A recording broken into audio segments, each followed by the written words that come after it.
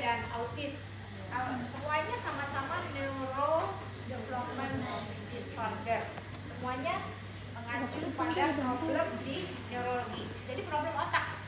Dua-duanya problem otak, cuma tempatnya di mana. Mungkin nanti habis ini setelah kita masuk ya sholat, ya istirahat sholat, kita kita akan sedikit buka yang dari kita dulu ya.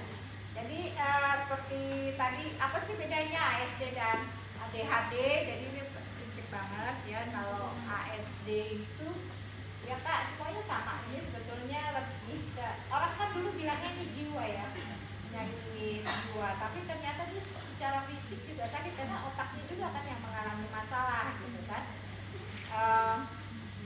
Jadi ADHD itu lebih bisa berkomunikasi dengan kita. Jadi sebenarnya nggak begitu kelihatan pada anak-anak. Cuma mungkin kalau ADHD itu justru dia banyak bergerak, terus kalau ada apa-apa brak men. Kalau misalkan lihat kamu kayak gini terus aja langsung gitu ya, lewat sambil nempelin orang gitu tuh bisa aja tuh anak ADHD. Tapi kalau ASD itu justru problem utamanya adalah koordinasi dan balance.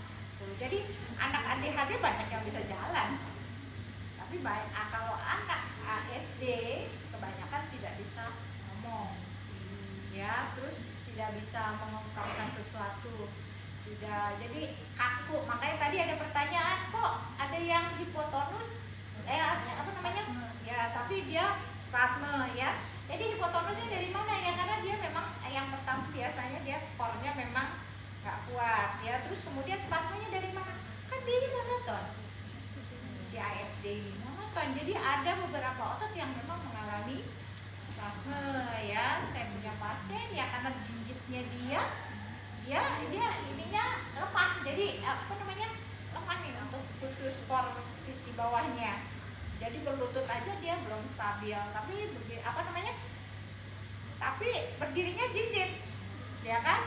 Jadi akhirnya yang mengalami spasme bahkan tight adalah hamstring dan gastro. Nah itu yang jadi problem kita nanti ke depannya ya.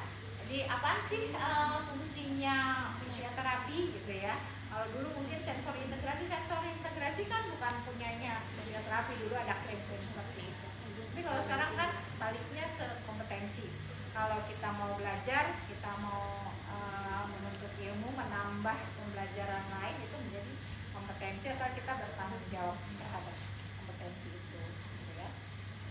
Seperti itu ya. Untuk orang yang normal aja atau dengan masalah problem gerak yang minimal, itu pasti punya masalah sensori integrasi ya. Jadi kita nggak bisa banget memisahkan. Saya dari dulu kalau ini selalu kenapa pasien saya sudah siap secara fisik tapi kok dia tetap nggak bisa jalan ya. Ada yang udah bisa berdiri nggak jatuh tuh, dia apa-apain sama saya, maksudnya didiemin aja tuh, saya tunggu 5 menit 10 menit nggak jatuh gitu, tapi dia nggak jalan.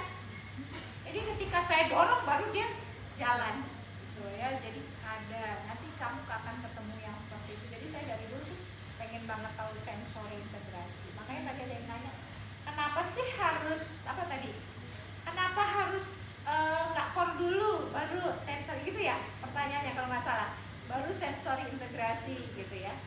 Sebetulnya kita kalau secara fisik kita menangani itu ya, kita tentunya memperhatikan core-nya, dan dalam setiap intervensi berupa sensori integrasi itu pasti kita mengandung penguatan core ya kan posisi duduk dia yang begini misalkan kita membetulkan, terus kemudian kalau OT mungkin di ayun, kita juga boleh pakai alat sensori integrasi. Misalkan kalau sudah berdiri terus kita ayun, itu kan juga kita sedang juga menguatkan core, tapi kita juga sedang melatih untuk vestibular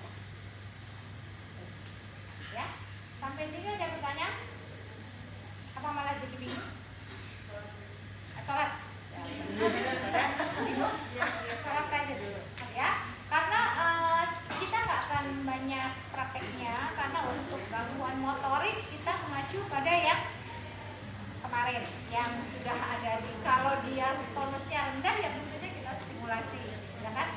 Kalau ya yang susah adalah ketika dia ya mungkin di sini tadi agak kurang tersebut flapping ya, flapping ya itu agak kurang tersebut di sini ya. Jadi nanti sedikit-sedikit saya akan ada apa sih ciri khas anak yang sebetulnya sudah harus dicurigai dia akan mengarah ke autisme atau ADHD.